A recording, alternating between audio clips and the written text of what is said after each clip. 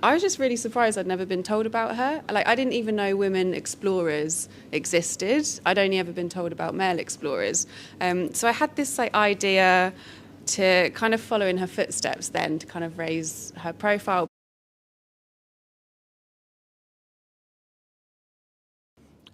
Hi, my name's Rich. I'm founder of Passenger. Hi, I'm Lise. I'm Passenger Ambassador and founder of Women with Altitude. The question I always get asked, actually, is what made you start Passenger in the first place?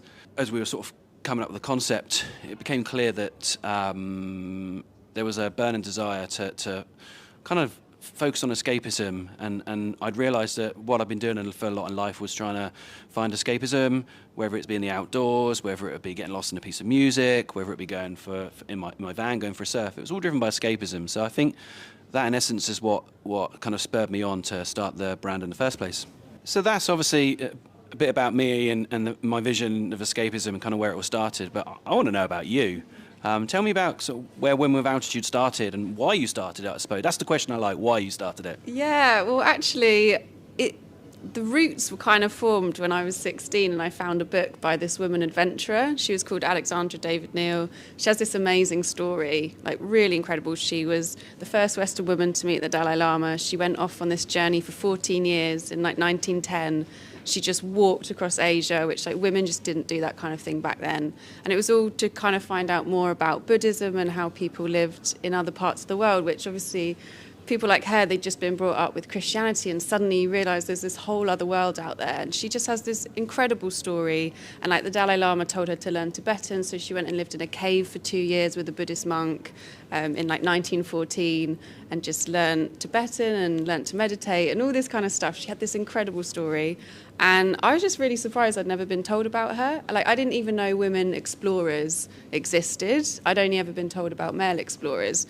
So I had this idea to kind of follow in her footsteps then, to kind of raise her profile. But then life kind of got in the way, and I was 16, 17, then I went to uni, and then I moved to London, and then it was all really hectic for me, and I had really bad time with my mental health. I was getting panic attacks, anxiety, which is something I'm still kind of dealing with now, 12 years later. And then I said to myself, when I feel better, I'm actually going to go and do this trip, because I still had this woman in the back of my head sort of just there, and I was becoming a bit obsessed with going to India and kind of following in her footsteps. And then, I finally did it when I felt better, and it just kind of turned into something else. And then I started researching more women like her when I got home.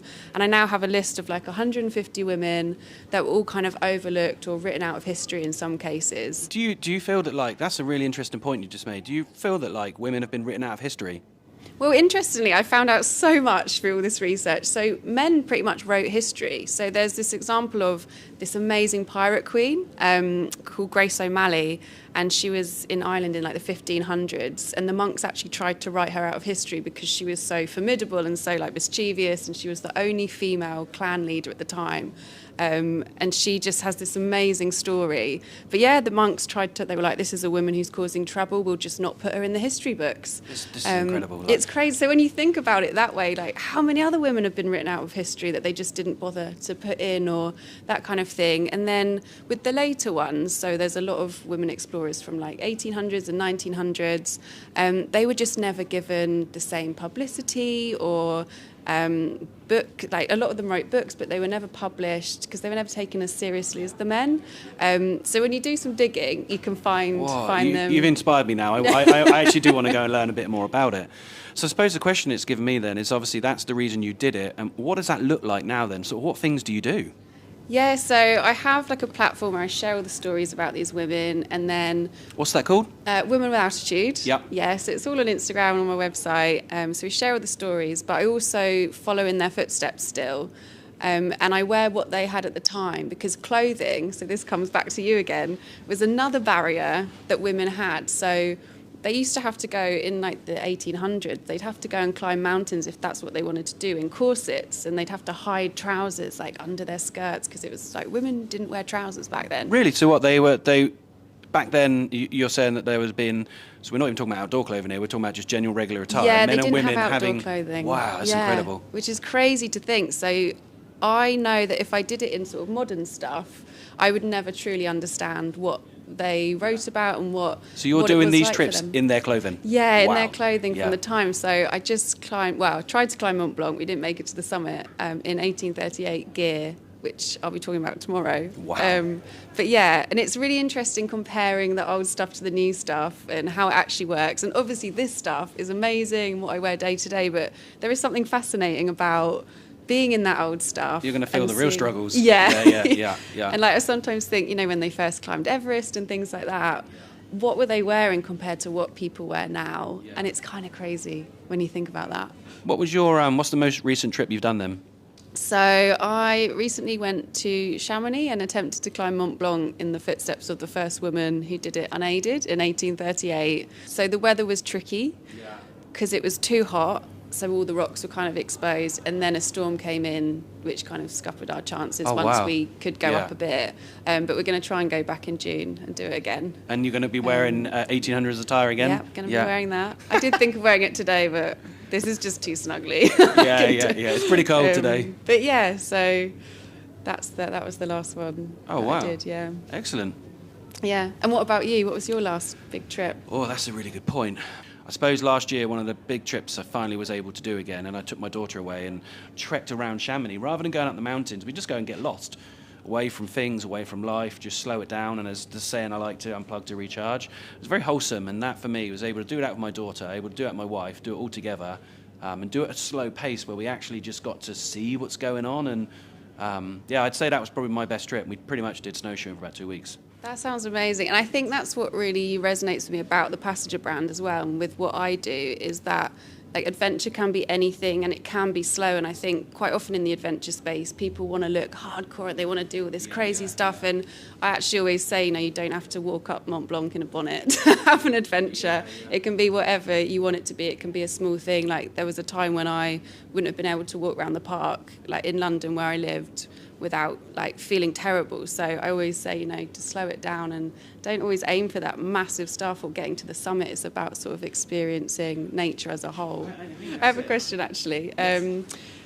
When you founded the company, did you want it to be, so now you plant a lot of trees and you work with charities, was that always the vision, or was that something that came later, or did you always want something that was going to make an impact and going to help communities around the world? Oh, that's a really good question. I think I'd be lying if I said I had any idea about where it was going to end up. So I think in the initial days, it was about me waking up in the morning, finding something I was passionate around and I wanted to do. Then I quickly realised that escapism was fueled by sort of outdoor and travel and adventure. And if you're sort of looking at those, you need to protect the places you play in. So that's kind of where the initial concepts and thoughts come from. So after about, 6 months, we started planting a tree for every order. Just felt the right thing to do. And we were tiny back then. So that's kind of the initial where it went from. But then we were starting to look at and challenge fabrics. And because we were a tiny business, we were probably making 100 T-shirts, and we were sharing colours. So I had to figure out how we can share fabrics, how we can be really smart with our procurement.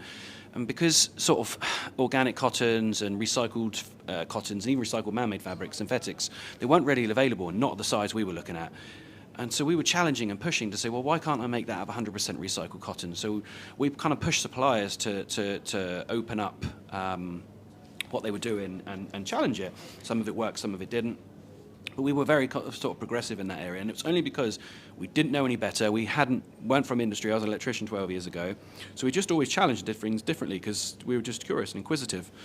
And I think that led on to that mentality and that mindset has led on, and the people that have come to work with us still share those values, and that kind of made us quite progressive and quite inquisitive, and to really be kind of, we like to use the word responsible, not sustainable, because it's quite hard to do that. So yeah, the responsibility is at the core of our DNA, just because of how inquisitive we were in the early days.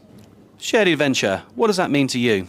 So I think for me that means, for me it's been really important to share it because it's about showing people these inspiring stories of women that went before us. And for me, it's, those women before shared their adventures by writing about it. And I think that's how we get more women and girls into the outdoors, is by showing what we're doing and showing that it's kind of possible for anyone to do anything, and that adventure, like we said, can be whatever you want it to be.